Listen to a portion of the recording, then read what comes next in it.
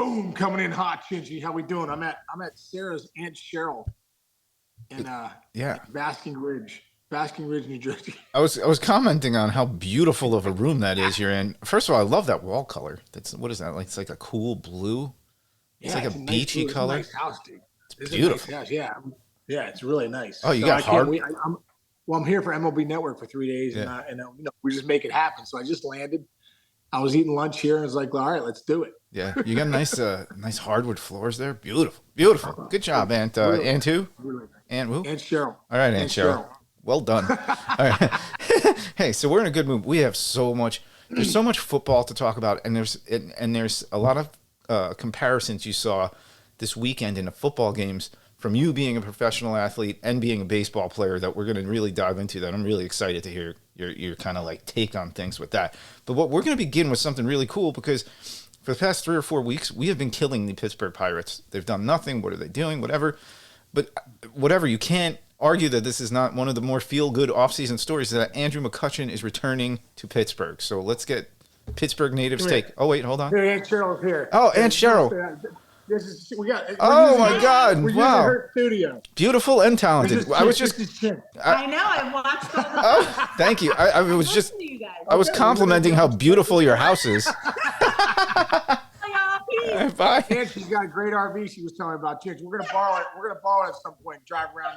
Nice. Drive around the state. Oh, we should do like a live road trip or something. Yeah, let's do it. Roadshow. There we go. All right, deal. Beautiful. Yes, that was fun.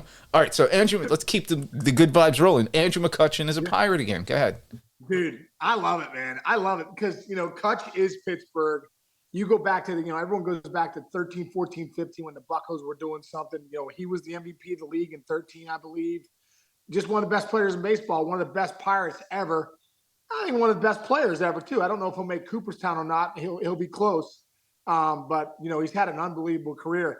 It just brings me back, Chinch, because, when I was my 1 year with the Pirates in 2006, it was like I played that year. So that was my third to last. It was my 9th year in the big leagues. Right. Kutch was an 18-year-old kid, dude, at big league camp. He was just the first round pick in 05, I believe. Yep. And I remember him coming, man, and the first time taking BP, wiry. And back then he was really skinny and wiry. Yeah. He hadn't matured yet. He was hitting bombs and BP and just lightning quick. He could fly, and everything was so easy. His hands were so fast. He had that amazing long hair. That hair was unbelievable. Yeah, no, he didn't have that long hair then. He didn't? He grew it out. Dude, this is 18-year-old Andrew McCutchen. Wow. 18. Wow. He doesn't make the big leagues until 3 years later. I know, that's interesting. 2006. They just invited him to a big league camp. But, dude, he's hitting bullets. And I remember asking somebody, hey, who's this kid? They're like, oh, that's Andrew McCutchen. He's first round pick last year of the Pirates. They invited him to spring training, and I was like, this kid's going to be a stud. And turns out he is. So I think it's great for the Buccos, man. Great for Pittsburgh. Gives the fans a reason to come out to the ballpark and see Kutch. He lives in Pittsburgh in the offseason, too. All right. So he lives there, trains there. So that's a good thing, too, for him as a family man. I think he's 35. I think he's 36 years old. He is 30. He's going to be 36 this year during the season. Yeah. Going to be 36 years old. So, at this stage of your career, too, you're looking for places where you could spend as much time home as you can. So the fact that he lives in Pittsburgh, he can spend those 81 days at home and not on the road is a great thing. So it's a great sign for the Buccos, man. Yeah, and hey, by the way, still can play a little baseball. 17 dingers last year at 35 years old. No joke, man. And stole 8 bases at 35 years old. And now he's home in Pittsburgh. It's gonna be fun. Hey, I gotta bring up. So I was doing a little research on this, and I see this article, and I'm like, who is this guy and what is this article? And I read the whole article and I'm starting to get mad at this guy. I'm like, why would you write this? But then I forgot. I apologize. I looked up to the top. It's his name. First of all, his name is Mark Madden, but it says Mark Madden's hot take. So like I needed to read the title before I realized how insane this article was and why he possibly wrote it. But who is he a Pittsburgh guy? Who's Mark Madden? Dude, you mean the double M, baby? Guy's a legend in Pittsburgh. He's a good buddy of mine, too, Mark Madden. Oh, really? He's like the shock jock. He's the shock jock of Pittsburgh. He's Howard Stern of Pittsburgh, dude. What? They're always like, we're going to kick him off the air. He's the guy, like, if you called in, Chinch, and he didn't like what you said, he'd be like, idiot, and hangs up on you. No way. Yeah. So, and it's funny because Madden's, dude, he's one of the most knowledgeable hockey fans out there. It's incredible how when he talks hockey, you're like, wow, this guy could be a coach in the NHL. But he loves the Penguins. He likes the Steelers, and he hates the Pirates. So I don't know what the article is. Okay. Maybe it's something positive. That McCutchen's coming back. Okay, it's very interesting. I think like that. What your synopsis there just made it make a little more sense to me. He says Andrew McCutchen should not at all go back to his Pirates number of 22. So he's been wearing like 24 on the teams he's been on. It's been a couple 24s. He cannot wear number 22 for the sake of the Pirates. I'm not like I'm just kind of paraphrasing here. And I'm like, what is this? And he goes, this is why. The Pirates need money. If he goes back to 22, everybody at home can just go into their closets and dust off their 22 McCutchen jerseys. If he changes his number to 24, then now you're going to get the revenue sales from people running into your gift shops and getting McCutchen 24 and making money for your franchise. So that's why, like, it's kind of brilliant. But on the other side, the reason I'm like, this is never going to happen, because if somebody walked up to you and was like, hey, Case, you can't have your number back because we want to get a little more ad sales and whatever, you'd be like, yeah, okay, then you're giving me 38% of whatever money you make on that, right? But I was impressed with it and confused by it and angry with it and then happy with it all at the same time. So what do you think? Double M's always looking for stories. He's a genius, dude. He's a genius. He's not wrong. Huh? He's not wrong with the idea, but keep going. No. It's a good point. When I go on with him on 105.9 The X, dude, he's got some of the best questions. Always one of the best interviews out there. And dude, he used to do. I met Double M back in 2000 when I was with the Reds. It was me, Aaron Boone, Danny Graves, DT Cromer, a bunch of different guys, Dimitri Young, Pokey Reese. We went to WCW, World Championship Wrestling in Colorado, and Double M was one of the MCs. You know, Was the announcer doing it. And that night he got in the ring with Tank Abbott, dude. Tank, legitimately pulls Madden in the ring, and Tank Abbott ends up knocking him out. I mean, hit him pretty hard, I think, too. Remember Tank Abbott? Yes, I do. Hold on. Yeah, incredible stuff. So that's where I first met Mark Madden. But Mark's a good guy, man. Like I said, he's a heel. He's a guy that people love to hate, so that his show was #1 ranked. Oh, I just looked him up. I know who he is. Oh, okay. Yeah, dude, great guy. Oh, he's got hair like you. He's like hair like you had that one year that you were in a slump and you need to part it in the middle. I'm looking at right now. Yeah, he does. He does. Oh my God. Well, dude, I want to talk about numbers really quick. That's so funny. Okay. I remember when Deion Sanders came back to primetime, came back to Cincinnati in 2001. You know, he was number 21 when he first was there. So I was like, oh man, I know I've had a couple All-Star years. It was my 4th year in the big leagues. I had 2 All-Stars, you know, and I'm like, that's Deion Sanders, dude. Like, you know what I mean? Like, yeah. He wants 21. He can have it. Right. And he came back and wore #2, and he was like, I think one day he grabbed me. He's like, Case. I go, Prom, you want this jersey? He's like, there's a lot more hits. There's been a lot more hits since you've had it on than me, so I'll just take #2. You keep. Wow. I was like, let's go. That is one of the coolest things I've ever heard. That's Deion Sanders saying that to you. That is so cool. I was like, Prime, you could have it, dude. You're Deion Sanders. He's like, no, you keep it, Case. You've been saying it. You were in awe of him the entire time you played with him, right? Did you just stare at him all day long? Just stare at Deion? I would. I'd be like, how do you become Deion Sanders? He's one of the greatest athletes ever. One of my favorite teammates of all time, Prime. Such a great guy, man. Like, just salt of the earth, man. Salt of the earth. And what was funny is we would do like the Sunday chapel, whatever. We'd have a couple guys would get together, and usually there's like a chaplain leader for every team. But Prime knew, like, you know, he was so big in the church of the world. He'd bring in dudes that like like Joel Osteen. I was just gonna say Joel Osteen. He would bring like TD Jakes. Wow. But he would bring in some pretty big hitters into our chapel, be like 6 dudes, like, and this guy would be like, I'll tell you what. You know, it was like Hulk Hogan, but it was the inspirational chaplain guys. So, yeah, incredible. But dude, Prime was so funny about Prime. Dude, Chinch, one of the quietest guys in the clubhouse. Very unassuming, like to read his Bible, like to sit and legitimately, he is who you think he is. Like, as far as that goes, like, very into his faith, lives this faith, treated everyone so nice. Doesn't drink, doesn't smoke, none of that stuff. Just a kind soul, dude. But man, what an athlete! I remember he hit a ball in one time left center, bro. It was beautiful to watch him run. He rounded first, rounded second, and like glided into third, standing up. But it was like anyone else's. I think I'd have been diving into second base, maybe with a play on me at second. He was just. It was almost like it looked like he was running on clouds. So so cool, man. So cool. Yeah. That year playing with Dion and Junior.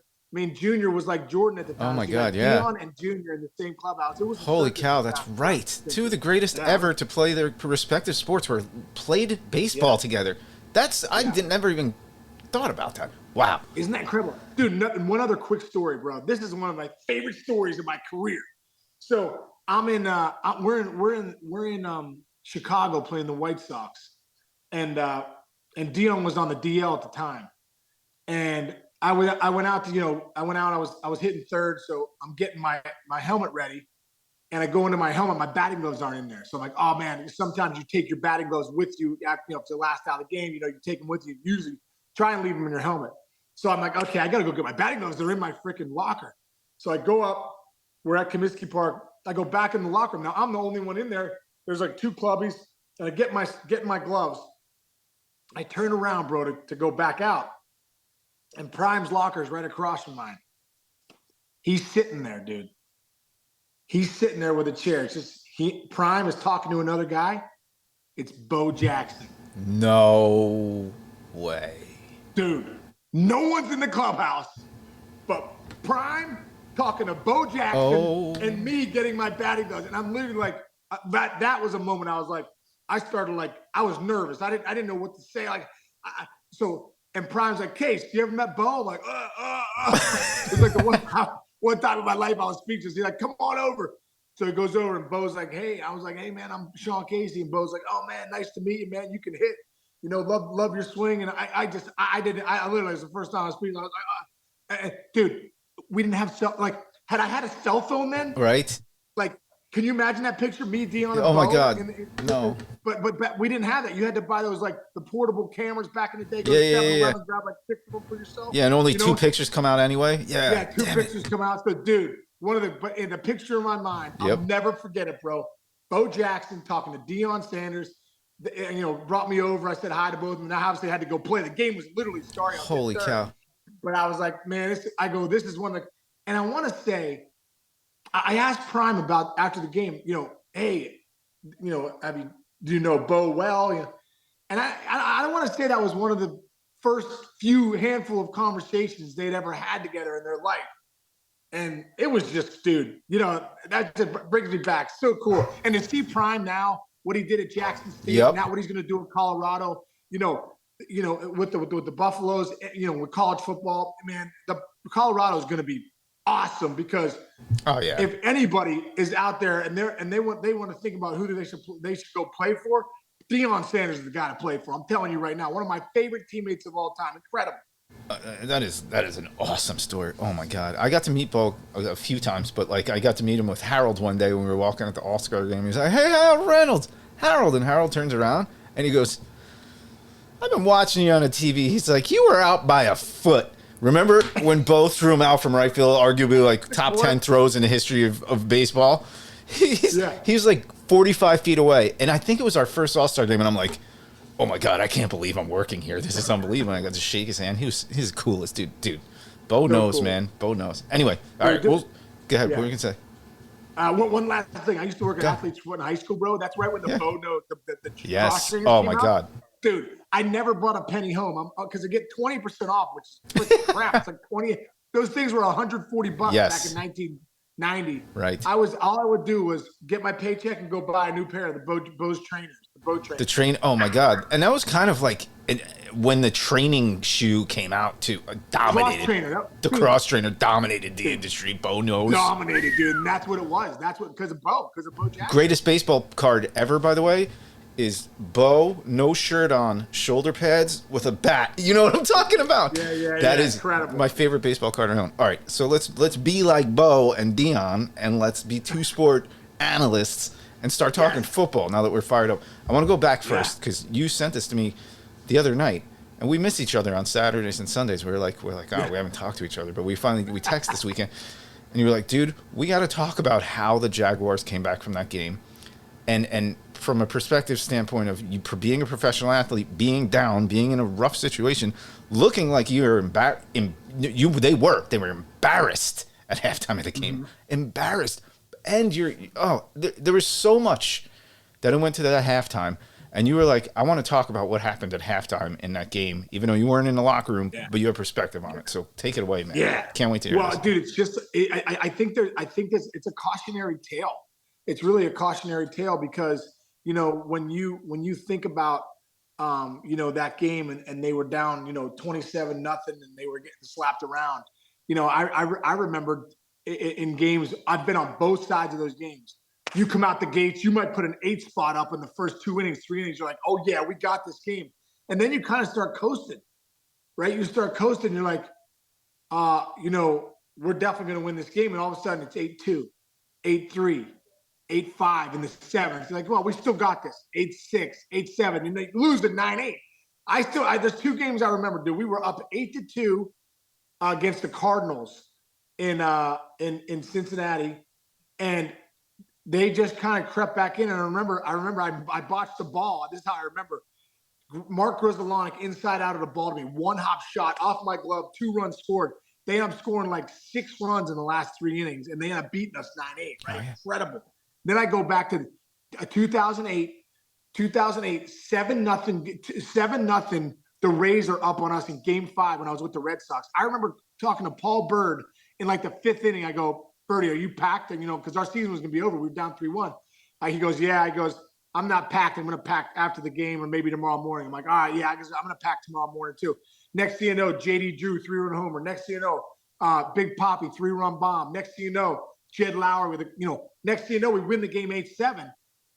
And that's exactly it, dude. I think when you get up early, when you get up big early and you start to lay back, hey, man, sometimes that's the most dangerous time, Chinch, because those other guys, what they're saying is there's a sense of urgency saying, hey, let's keep playing. Let's keep playing. Let's go. Come on. Let's get 1 this inning. Let's get 1. Or, as the Jags are saying, hey, man, let's just get some points on the board. Let's get 3. Let's get 7. Let's keep chipping away. Keep chipping away. And it makes you think back to the Super Bowl when it was 28-3 with the Falcons. They have it against the Patriots, and Tom Brady on the sideline saying, do your job.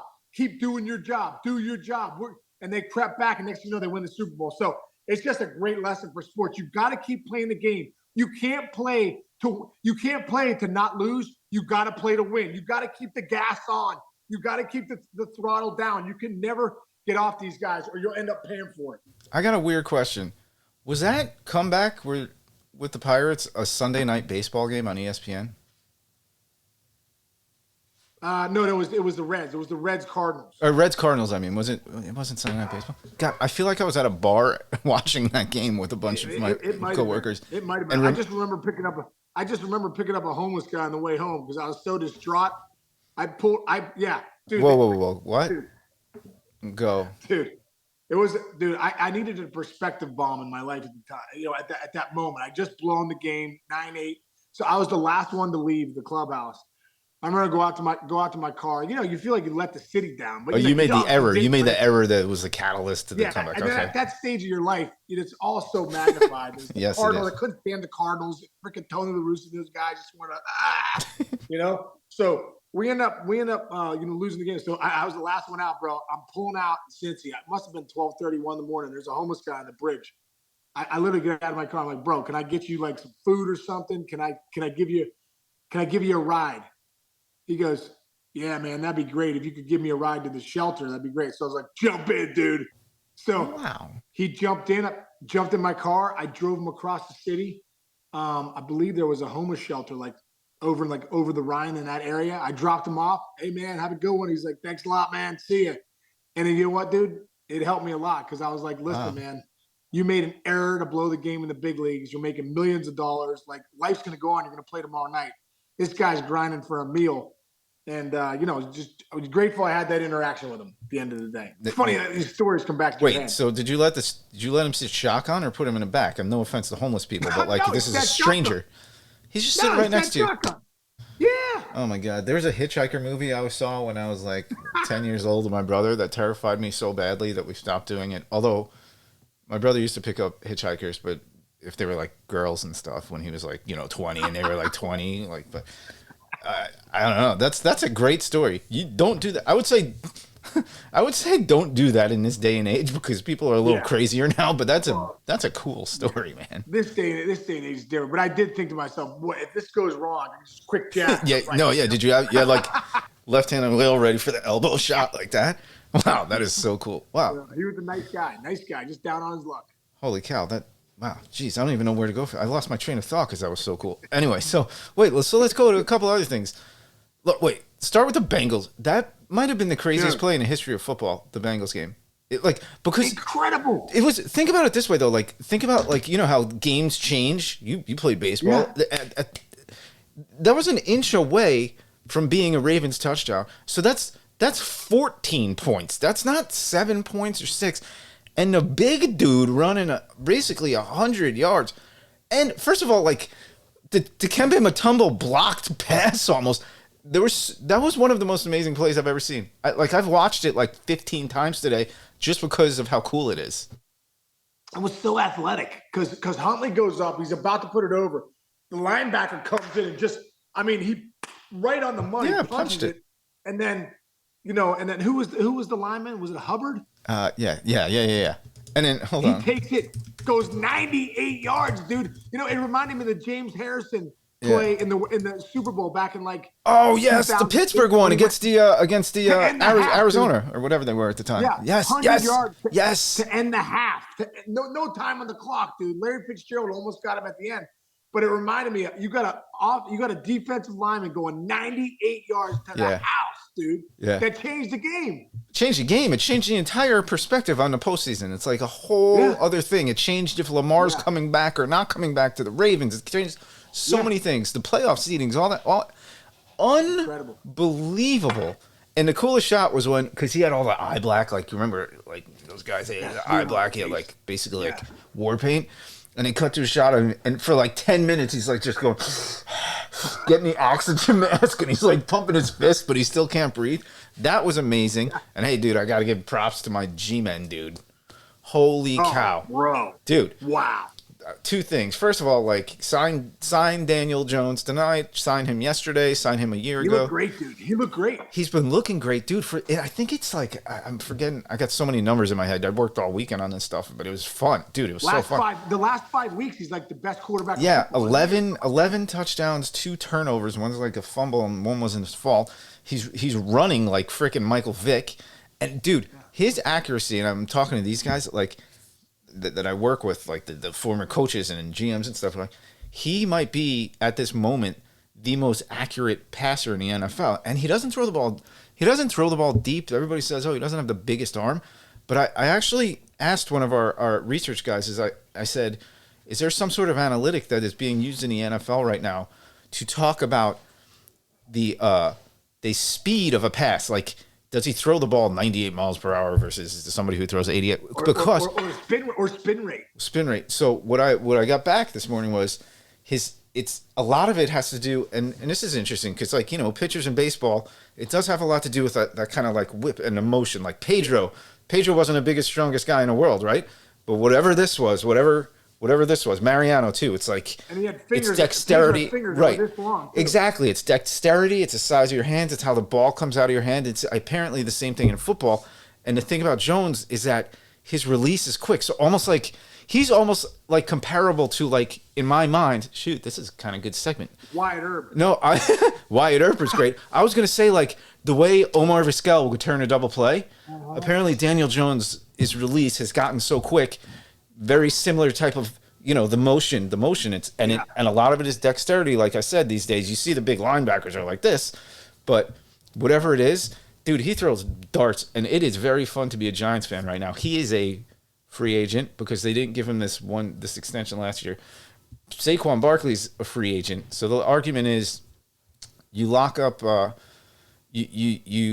There's all this franchise tag stuff that goes around this and that, but that doesn't even matter. And by the way, Coach Dayball, here's another thing. Coaches that motivate you. So towards the end of that game, I don't know if you saw it, but wide open. I think it was Sterling Shepard. Wide open, 15 yards. Wow.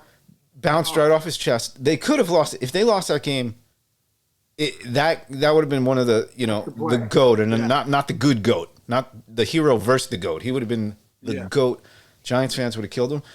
Brian Daboll, who, by the way, might be the scariest coach in the history of sports, ran up to him while the game's still going on and they could lose, and just grabbed him and just like patted him on the ass and was like, "You're our guy. You don't worry about that. We're going to win this game. Just get your head on right. We're going to need you, whatever." And he was like, "Okay, coach." And you could tell that he was in tears listening to his coach do that, who I'm sure can be very intimidating. I assume that you run over to a player like that who works very, very, very hard in practice.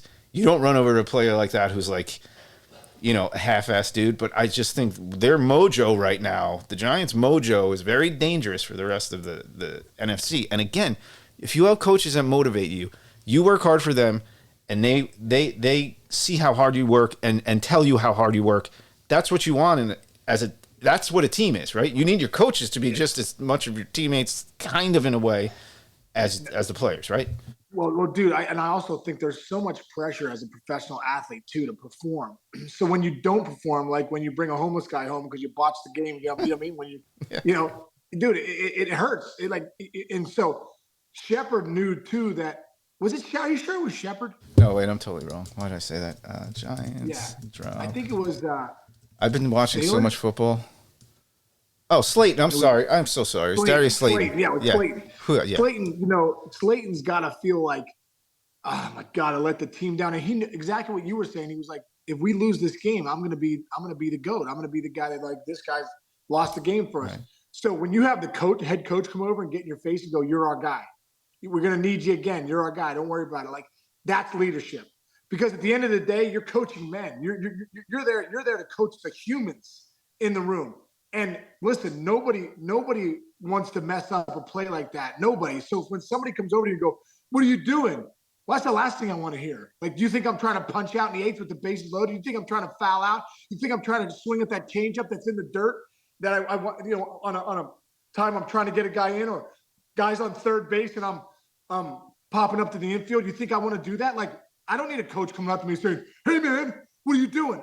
I'm a grown man. Like, I know what I'm doing. I work too hard. I'm trying to come through just like you are. So I just love that he came over and said that to him.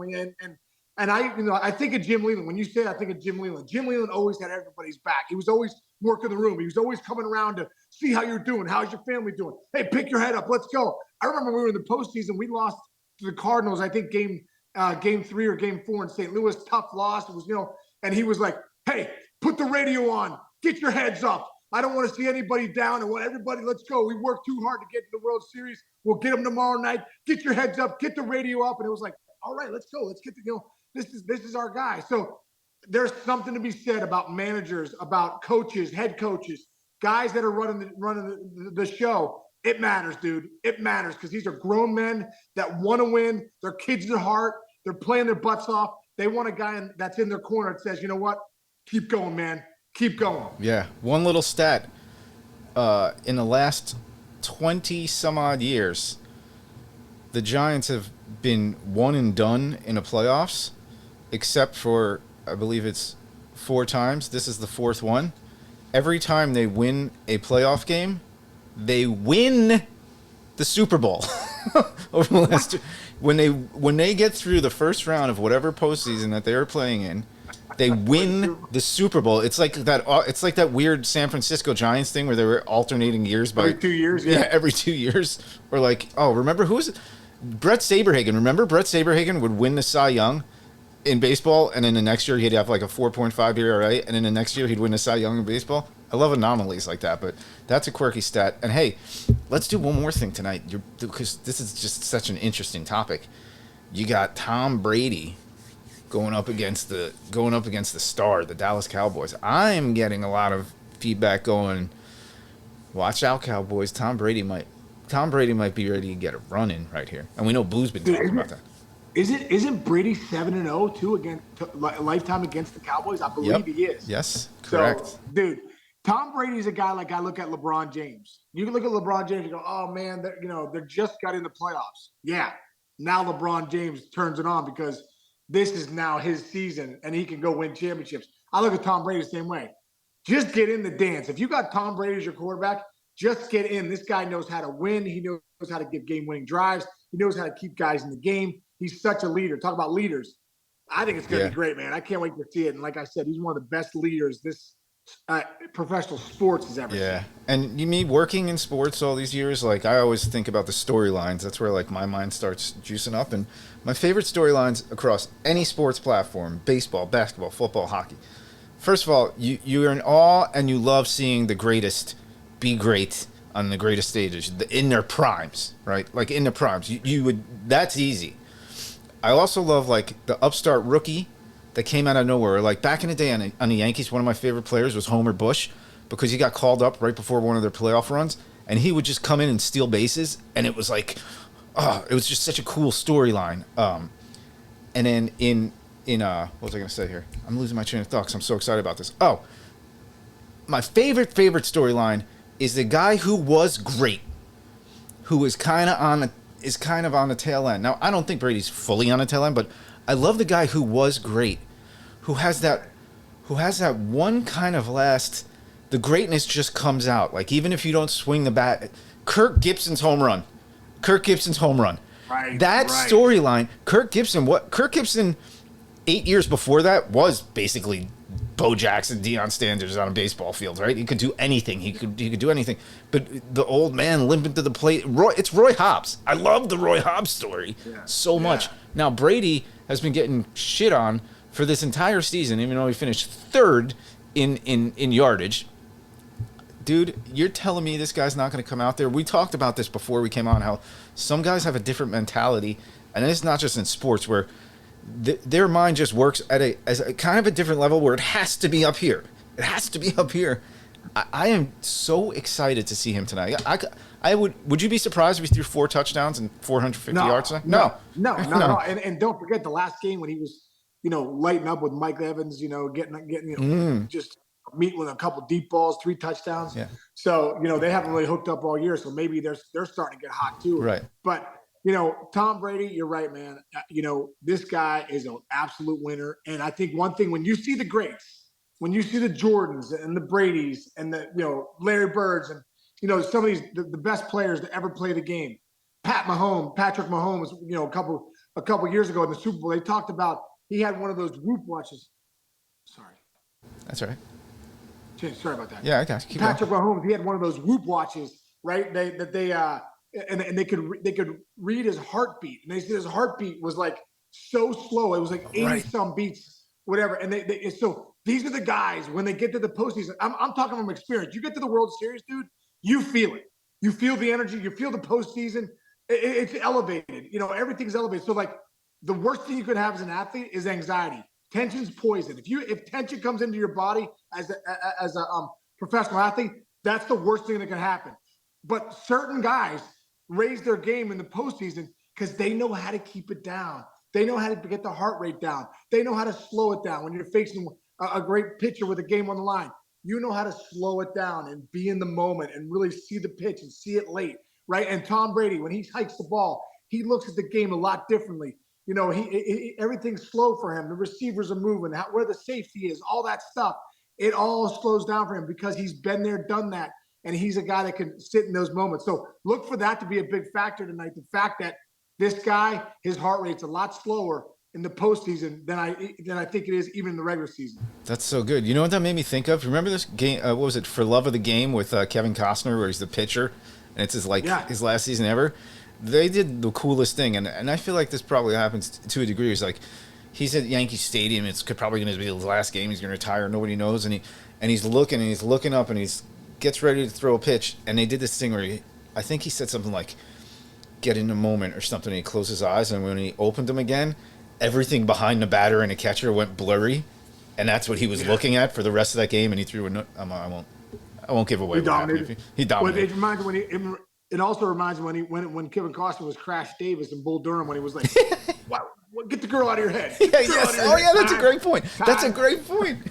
Yeah, he's been in some good sports movies. He did it twice in 2 movies. Yeah. That's such a good job. All right, man. I think we're good here, dude. We got this game tonight to watch. We'll be back tomorrow, You got an MLB Tonight going on in the next. Yeah. What's your MLB schedule tonight? Yeah, I'm 5 to 6 all 3 days, which is obviously that's the show of record. So I'm sure it'll play. But we also are doing a show on Wednesday with me, Theo Epstein, and Greg Amsinger about the new rules of baseball, because Theo was a big part of getting the bigger bases, the pitch clock, all that stuff. So is he coming into town? Or is that? Yeah, he's coming into town. He's coming into the studio, so it should be a good show to watch. I think very cool. Yeah. Nice. All right. Well, get after it. Get after your day today. I can't wait to get in that Winnebago, or it's probably not a Winnebago. It's probably like a tour bus that your aunt has over there. Well, tell her again. Yeah. I really like our house, by the way. And Cheryl, you and me, dude, we're gonna grab her RV and go. Let's go. We're gonna go to we're gonna go to Yellowstone. Speaking of Kevin Costner, we're gonna go to Yellowstone, Glacier National Park, hit all the national parks. Let's do it. All right, bro. Catch you tomorrow. All right, bro. Love you, man. Hey, shout out to everybody listening to us. Thank you so much. Keep listening. Keep rolling with us. Keep coming down the road in our RV. See you, kids. Love you. See you.